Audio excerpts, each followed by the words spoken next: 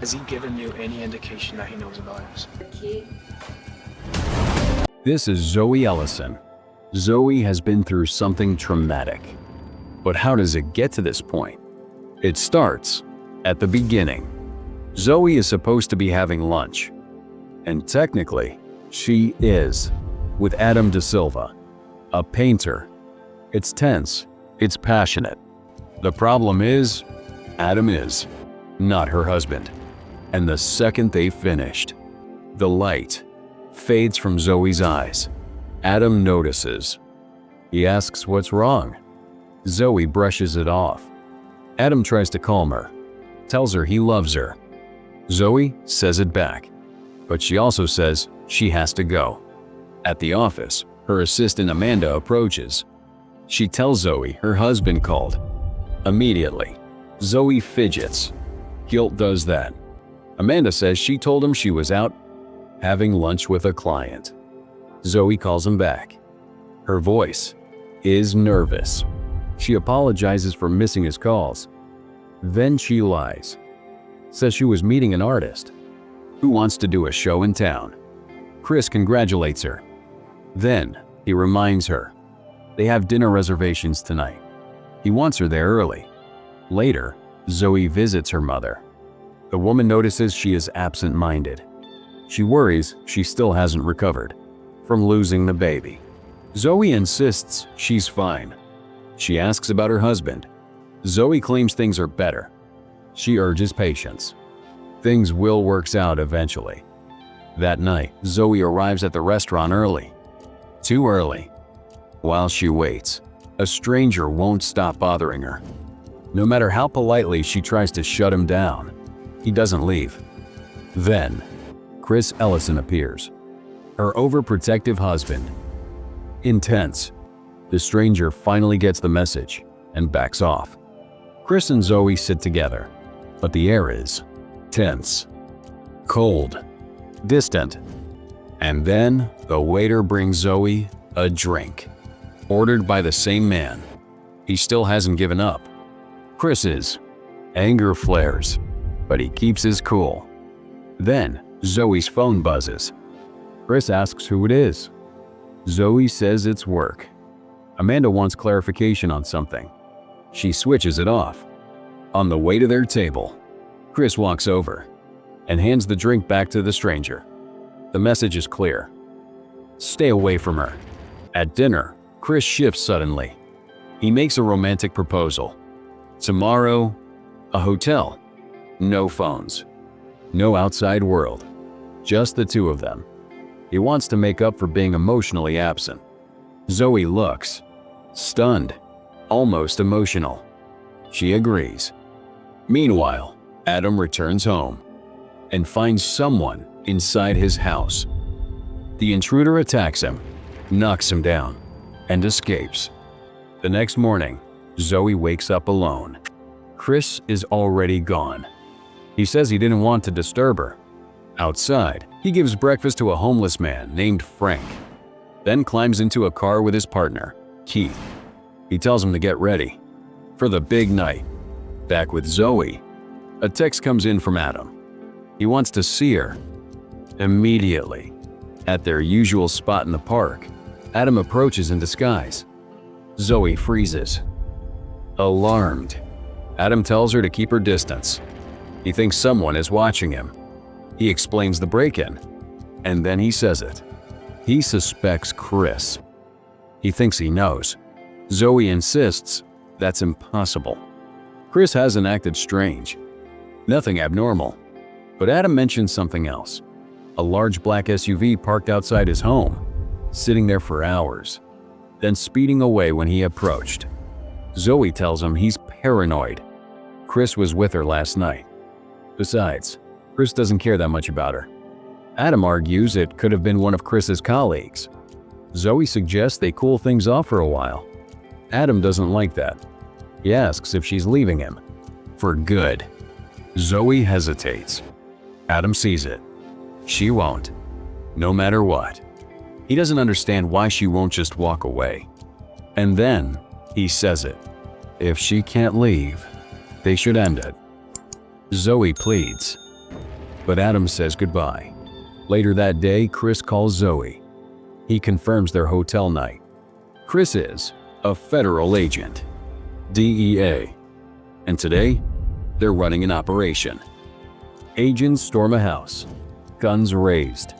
Inside, a gang leader named Carlos grabs his girlfriend as a hostage. Chris removes his mask, trying to calm him down, and it becomes clear they know each other. Carlos isn't truly the enemy. He's an informant. Chris needs him alive. Carlos finally surrenders. Afterward, Chris makes him a deal. He has another job for him. Later, Chris sneaks up on Zoe while she's messaging Adam. Zoe lies again. Then, they go to the hotel, a luxurious room, their alone time. Zoe thanks him for trying, and immediately, they fall into something intense. Passionate, until it turns rough. Chris ignores Zoe when she tells him to stop. He's hurting her. Now, the truth shows itself. This is why Zoe has been tense. Why she's unhappy. Chris pulls away, says he left his phone in the car, and steps out. Zoe calls Adam. No answer. Then, a knock at the door. She assumes it's Chris. It isn't.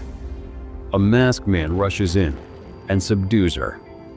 Zoe wakes up tied to a chair, inside an abandoned building. A figure in a helmet mask steps forward. He asks quietly, "Was it worth it?" Zoe trembles. She says she doesn't know what he means. A call comes. He tells someone she's awake. Then he leans closer. He says he'll ask questions. And if he thinks she's lying, he will hurt her. He asks, "Have you ever hurt anyone?" Zoe says no. Pain. She tries again. Says she did when she was 15. Wrong answer. More pain. Finally, she realizes what he wants. She admits it. "I'm cheating on my husband." The man's voice sharpens. "Why would you do that? Does he cheat? Does he beat you?" Zoe says no, and no. But he can be rough. The man says that doesn't justify betrayal. Then, a phone call interrupts him. He hesitates, questions the caller, but obeys. He leaves the room. Zoe moves fast.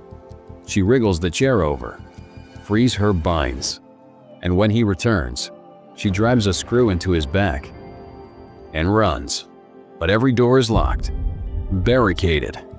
She fights, desperate, but she's recaptured. Then, through tears, Zoe whispers, Chris? The masked man freezes. Then slowly, he says, he doesn't know any Chris.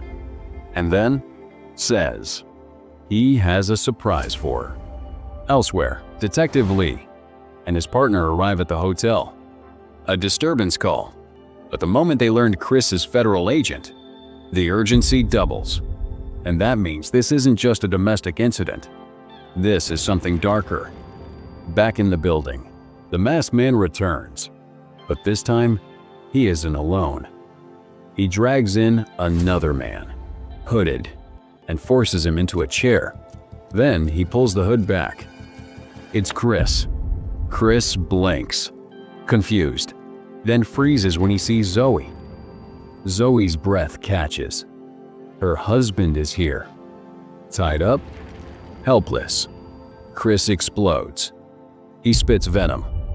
He insults the masked man, describes in brutal detail what he'll do once he's free. The masked man doesn't flinch. He simply steps forward and knocks Chris out cold. Zoe screams.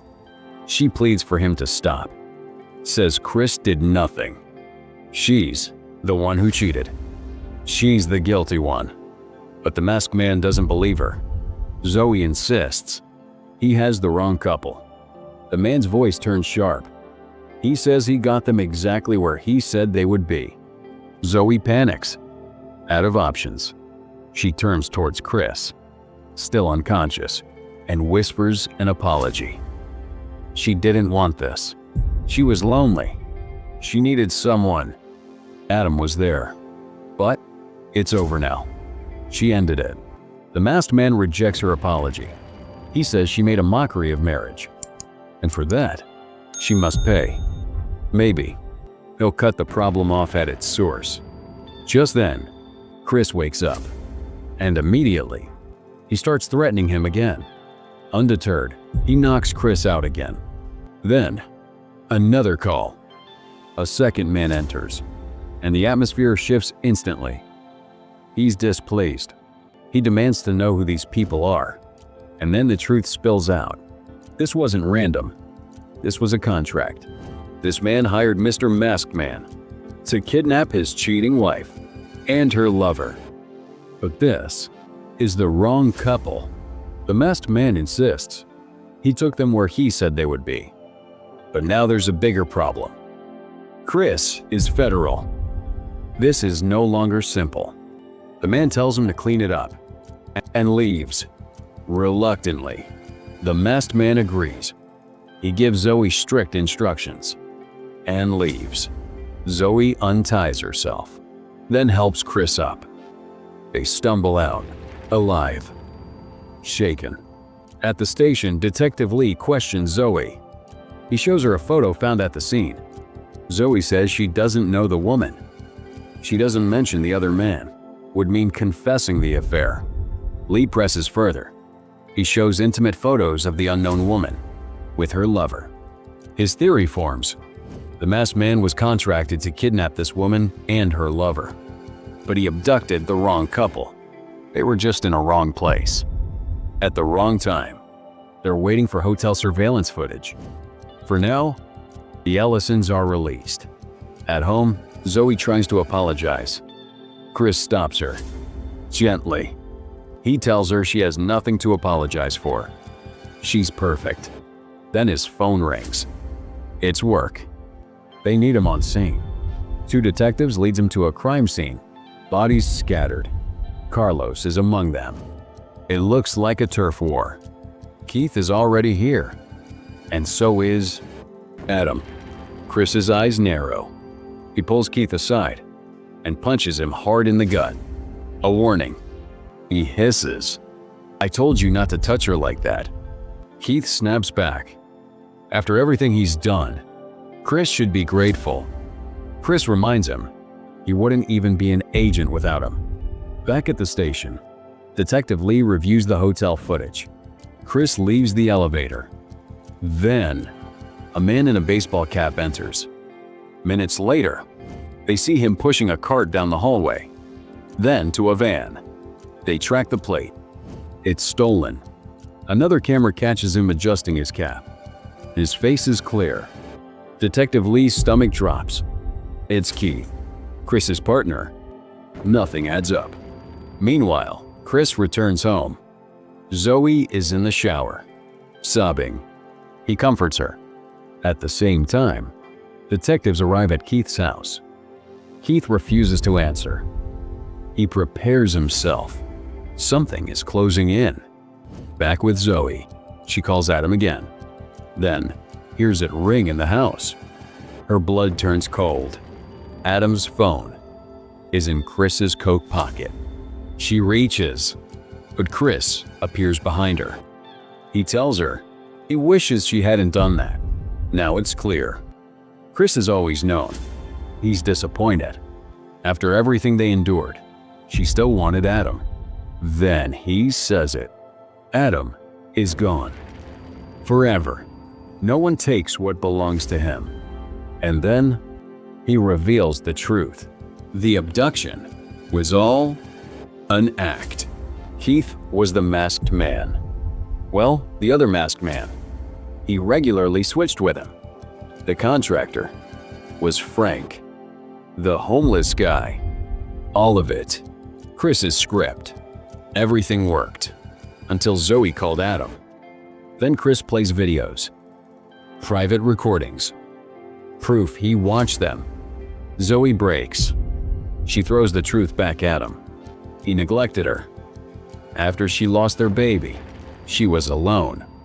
Adam listened. Chris always chose his job over her. Then, Keith calls. Detectives came to his house. Chris tells him he has a bigger problem here. He needs him now, because Zoe is the final loose end. Chris moves to silence her. She reaches for a gun, but he grabs her first, drags her to the bathroom, forces her under, trying to make it look like she off herself. Then, a knock. Detectives at the door. More questions. Chris tries to rush them away. They're tired. They need rest. When he returns, Zoe is gone. He steps into the living room, and there she stands, gun in hand, aiming straight at him. Chris tries to speak, to calm her, but it's too late. Zoe fires. Right through. The detectives rush in, but Keith has arrived. He takes them down instantly. He turns, ready to gloat. But Zoe doesn't hesitate. She shoots clean, final, brutal. And with that, silence falls. Zoe stands alone, and the movie ends. Thank you for watching. Share your thoughts in the comments below. If you were captivated by the story, please like this video and subscribe for more deep dives into your favorite thrillers.